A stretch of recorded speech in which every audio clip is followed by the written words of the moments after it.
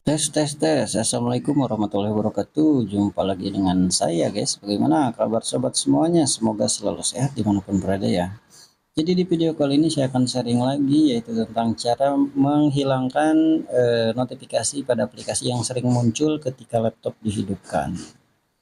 Yaitu apa ya judulnya? Cara menonaktifkan program startup pada laptop komputer Windows 11 ya.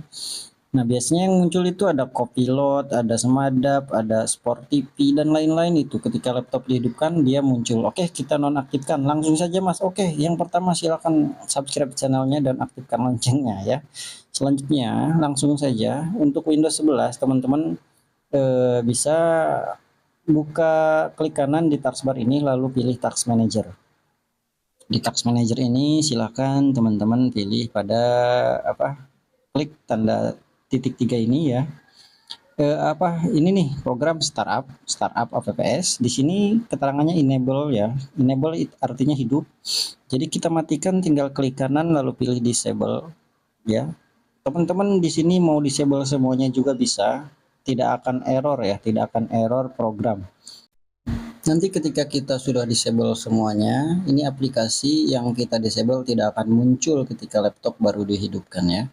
Nah, setelah ini apa Mas? Setelah ini ada yang perlu kita setting juga ya. Kita close Task Manager-nya, lalu kita buka setting teman-teman.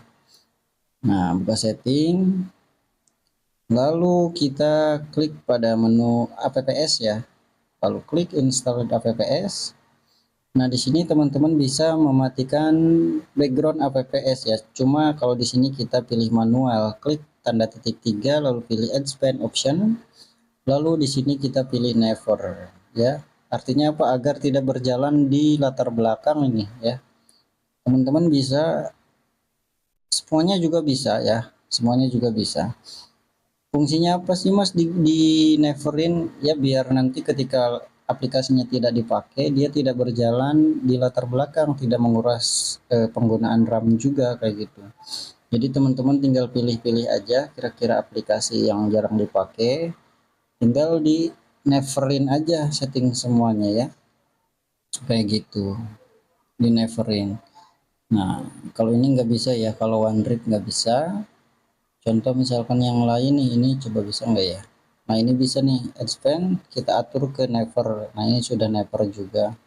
Kayak gitu teman-teman ya. Nah, silahkan dicoba. Oke teman-teman, mungkin infonya cukup sampai di sini saja ya. Semoga bermanfaat, semoga membantu. Cukup sekian dari saya. Jangan lupa teman-teman like, subscribe channelnya ya, dan aktifkan loncengnya. Terima kasih. Wassalamualaikum warahmatullahi wabarakatuh.